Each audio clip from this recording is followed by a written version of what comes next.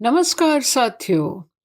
नए साल की सेलिब्रेशंस की खुमारी में, ठंड की पराकाष्ठा में जो बड़े ही स्वाभाविक रूप में अपना रुआब दिखाने लगता है, आज उस पे चर्चा करेंगे। आलस्य, प्रमाद, सुस्ती पे बात करेंगे ना। मेरा मतलब ये कतई नहीं कि आपको आलस्य आता है, पर मेरा सामना तो अक्सर इस प्यारे से दोस्त से होता रहता है, जब नींद से जग के भी उठने में समय लगता है। प्रोक्रेस्टिनेट करना सही लगता है और बस एवं ही पड़े रहना आनंद प्रदायक। ये जरूर है कि अफोर्ड कर पाने की बात है।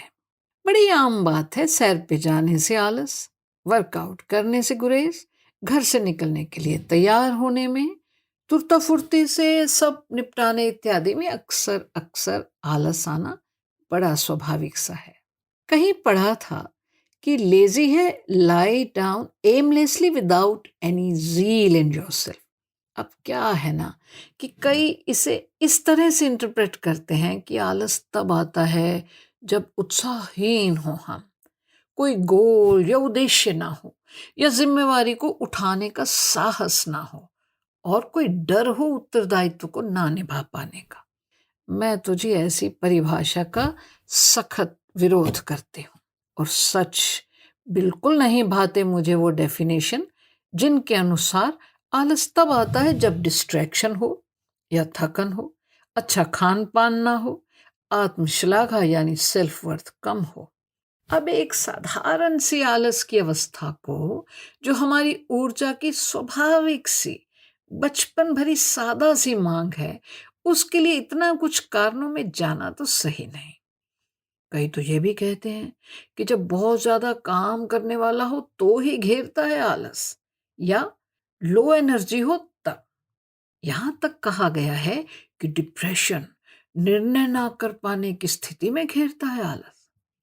शायद आप भी इनमें से कुछ से इत्फाक रखते हो, पर हाँ, आलस का मतलब ये तो जरूर ही है कि काम करने को मन ना होना और यूं ही पड़े रहना। स्टैनफोर्ड यूनिवर्सिटी की एक स्टडी ने डेली स्टेप्स बेस्ड रिसर्च में यह निष्कर्ष निकाला कि भारतीय सबसे अधिक आलसी हैं, क्योंकि वो बहुत कम चलते हैं, और हांगकांग के सबसे कम आलसी क्योंकि वो 6,880 कदम औसतन रोज चलते हैं। 2018 की स्टडी में यह भी कहा गया कि कुवैत, इराक, सऊदी अरब के लोग सबसे अधिक आलसी हैं, क्योंकि वो पर्याप्त एक्सरसाइज नहीं करते। मुझे लगता है ये गलत है, क्योंकि हमारे देश का आम आदमी, जो 70% से अधिक जनसंख्या है, वो अफोर्ड ही नहीं कर सकते आलस करना। रोज 2 जून की रोटी के लिए संघर्ष करना पड़ता है उन्हें, वरना जी ही नहीं पाएंगे। और ये कदम गिन पाना कितने लोगों के नसीब में है? ज्यादातर उनके जिनके कदमों को चलने की आदत बहुत कम हो जाती है। मुझे ऐसा लगता है कि आलस कर पाना एक बहुत बड़ी लग्जरी है, ऐश्वर्य है, जिससे हम उम्र के बहुत सारे हिस्से में रूबरू ही नहीं हो पाते। ये तो एक ऐसा दोस्त है जिसे गले लगाए जमाना हो जाता है। एक ऐसी परिपाटी जिस पे सुलभ होता है शबे फुरकत से जगह को सुकून, थोड़ा आराम जिंदगी की आपाधापी से, थोड़ा सा अपने साथ का समय। आर्यपुत्री पाठशाला में पढ़ते हुए 2 श्लोक संस्कृत के सिखाए गए थे। अलसस्य कुतो विद्या, आलसी को विद्या कहाँ। और ये कि विद्या नहीं तो धन नहीं, धन नहीं तो मित्र नहीं, और मित्र नहीं तो सुख नहीं।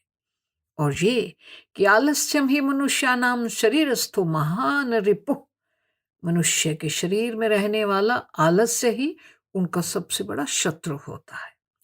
परिश्रम जैसा दूसरा कोई मित्र ही नहीं होता, क्योंकि परिश्रम करने वाला कभी दुखी नहीं होता।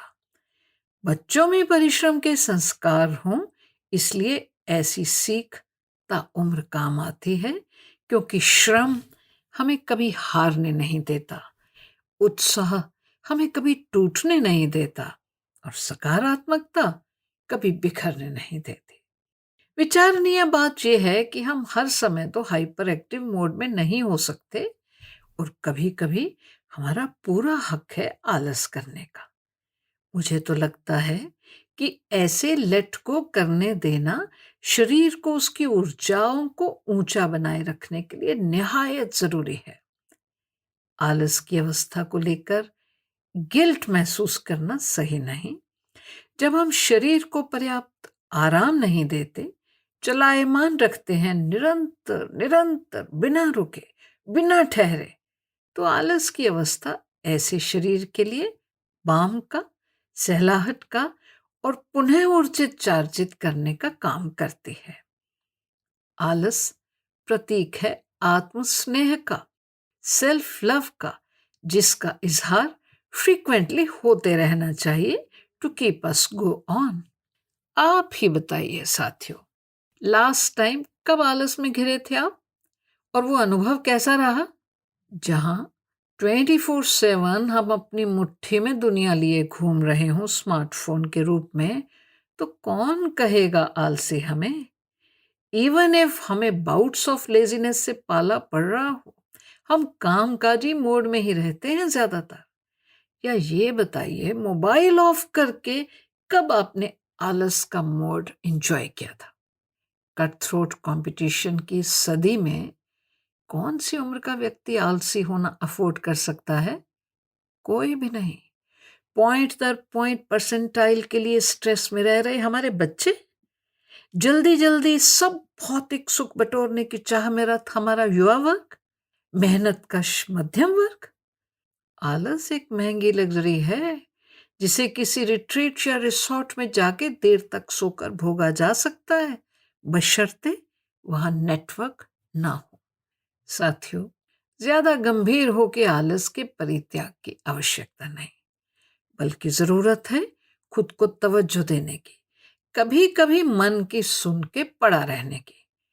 ऐसे शॉट्स दलिद्र नहीं बल्कि ऊर्जावान बनाते हैं हमें।